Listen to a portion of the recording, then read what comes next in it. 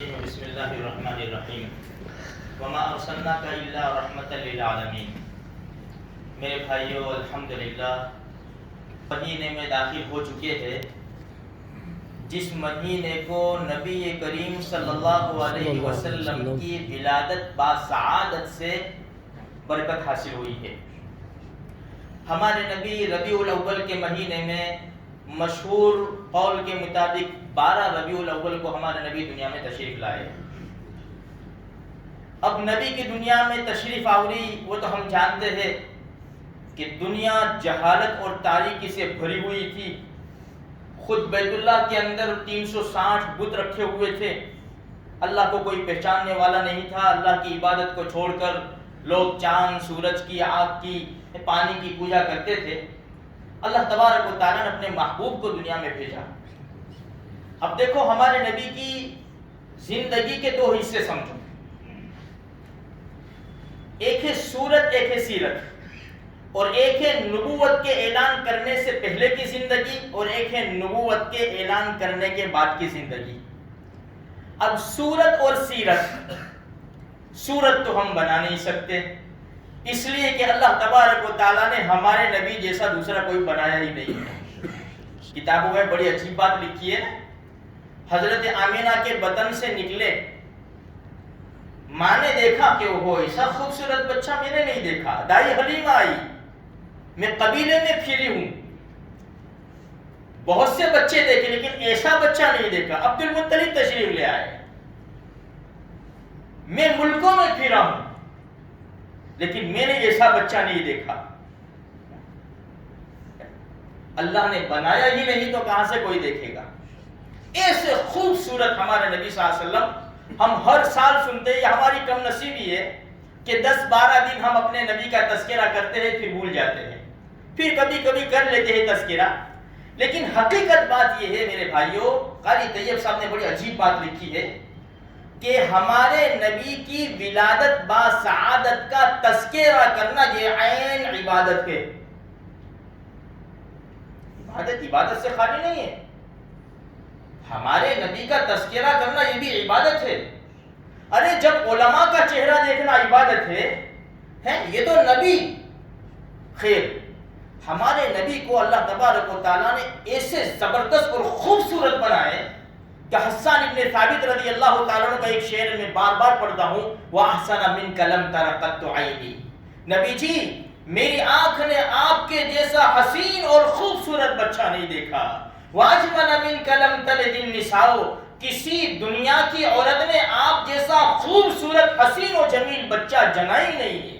خلقت مبرئا من کل عیب کأنک قد خلقت کما تشاء۔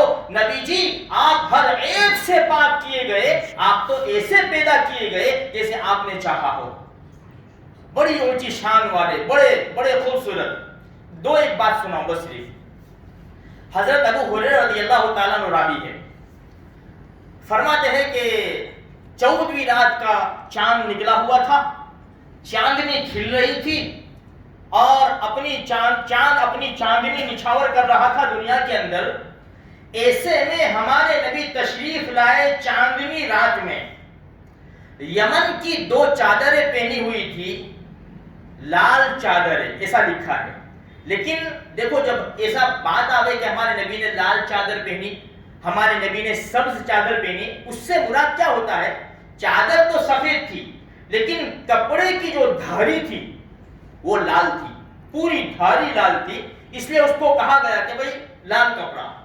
ہمارے نبی تشریف لائے، بیٹھے ہوئے تھے۔ ابو ہریرہ رضی اللہ تعالیٰ عنہ فرماتے ہیں کہ 14ویں رات کا چاند چمک رہا تھا، میں نبی کے چہرے کو دیکھتا اور 14ویں رات کے چاند کو دیکھتا، کبھی چہرے کو دیکھتا، چہرے مبارک کو، کبھی 14ویں رات کے چاند کو دیکھتا۔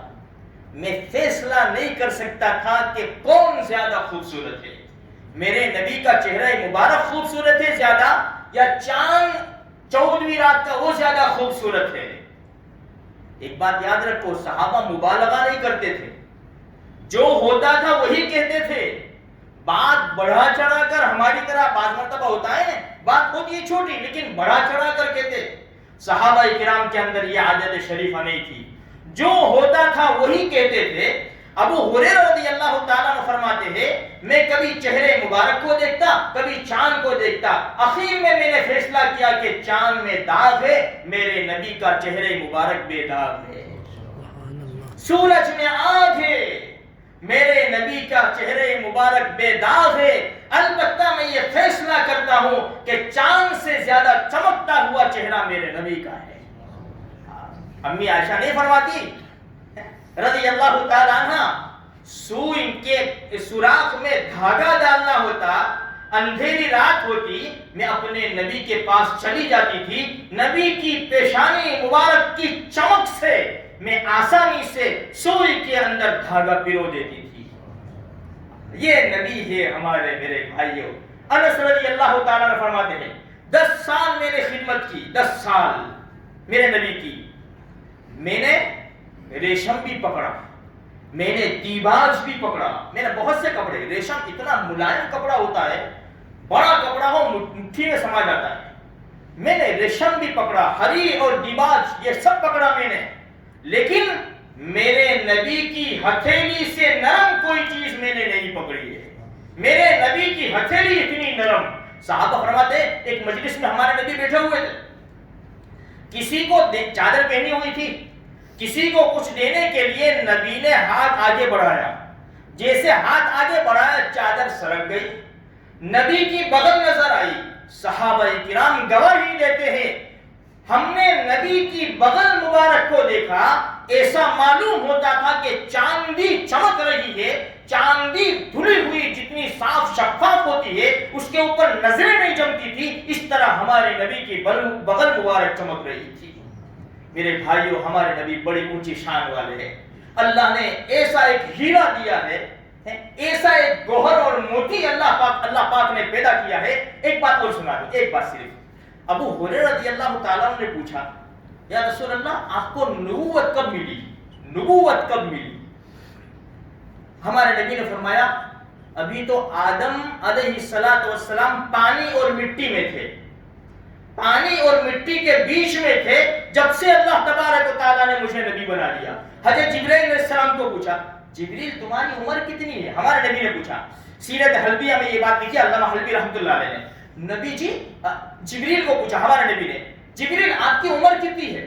جبریل نے کہا کہ مجھے معلوم نہیں ہے، لیکن ایک بات مجھے معلوم ہے کہ ہر 70,000 سال کے بعد چوتھے آسمان کے اوپر ایک ستارہ نکلتا ہے۔ کب نکلتا ہے؟ 70,000 سال میں ایک مرتبہ نکلتا ہے۔ جبریل فرماتے ہیں ہر 70,000 سال کے بعد چوتھے آسمان پر ایک ستارہ نکلتا ہے، اس کو میں 72,000 مرتبہ دیکھ چکا ہوں۔ ہمارے نبی نے فرمایا رب ذوالجلال کی قسم وہ ستارہ میں ہی ہوں۔ اندازہ لگاؤ میرے بھائیوں، جس نبی کے دامن کو ہم نے چھوڑا ہے، آج جس نبی کے طریقے کو چھوڑا ہے، کتنا اونچا مرتبہ ہے، دیکھو تو صحیح۔ نبی کا طریقہ توڑتے ہوئے ہمیں سوچنا چاہیے۔ اللہ مجھے اور آپ کو اور سارے مسلمانوں کو سچی محبت نصیب فرمائے۔